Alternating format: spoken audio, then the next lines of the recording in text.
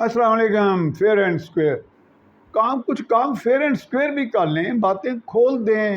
جیسا کہ میں پہلے بھی اپنے پروگرامز میں ویلاگز میں کہہ چکا ہوں، فورینسک کا سائنس کا دور ہے، چیزوں کو آئیڈینٹیفائی کرنا مشکل نہیں ہے۔ آپ بتائیں کھل کر واقعی چیزیں اب آ جانی چاہیے سامنے کہ یہ جو اتنا کچھ ہو رہا ہے، اتنا غدر مچا ہوا ہے، صرف ایک شخص کے گرد و پیش ایک اتنا زہر آلود ماحول ہے کہ پورے کا پورا یہ زہر سرایت کر گیا ہے معاشرے کے اندر۔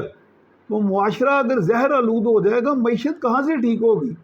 IMF کا آپ اندر میرا خیال ہے کہ یہاں پہ وہ کارخانہ بھی کھول دیں گے نا پاکستان میں، کہ جس میں کوئی ٹریلین کھربوں ڈالر بھی آ جائیں گے، نہیں ہوگا۔ معاشرہ ہی قدر کا زہر آلود رہے گا تو کبھی آپ کا ملک ترقی نہیں کرے گا۔ یہ تھوڑی ہوتا ہے کہ کوئی بڑا ایک اگلی ہینڈسم یا ایک جادوگر قسم کا وزیر اعظم آتا ہے اور آگے میجک وانڈ جادو کی چھڑی گھماتا ہے، 50 لاکھ نوکریاں، 1 کروڑ گھر، یا اس طرح کر کے اس کا سونامی آ جاتا ہے۔ ایسے نہیں ہوتا ایسا۔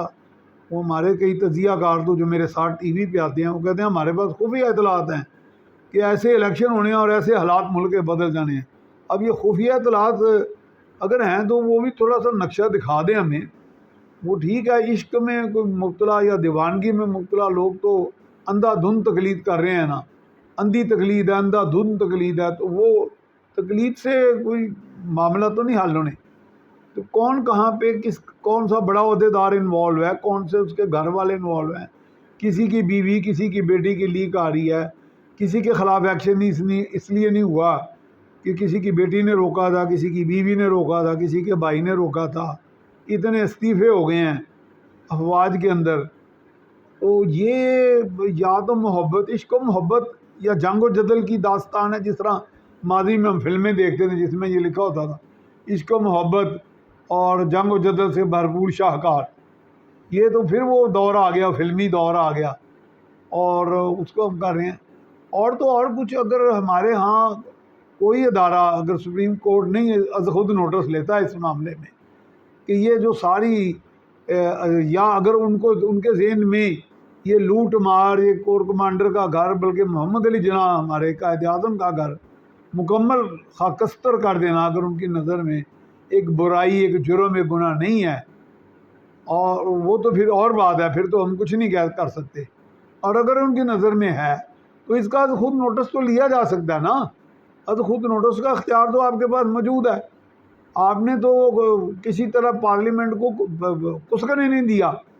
اور دوسری یہ بات ہے کہ مسلح افواج سے ایک دستبستہ گزارش ہے کہ آپ بہت طاقتور ہیں، آپ ٹھیک ہے آپ نے طاقت کا استعمال نہیں کیا، ایک کام تو آپ کر سکتے ہیں نا، کہ آپ کے گھر جلائے گئے، آپ کے اداروں کے، آپ کے دفاتر جلائے گئے، اور وہاں پہ آگے دھمکیاں دی گئیں، ننگی گالیاں دی گئیں کمانڈروں کو، اور شہیدوں کے مزاروں تک، نشانیوں تک کو آگ لگائی گئی گالیوں نفرتوں کے ساتھ۔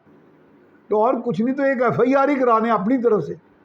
یہ ضرور رانا ثناء اللہ نے FIR کرانی ہے، یا شہباز شریف نے، یا کسی اور نے۔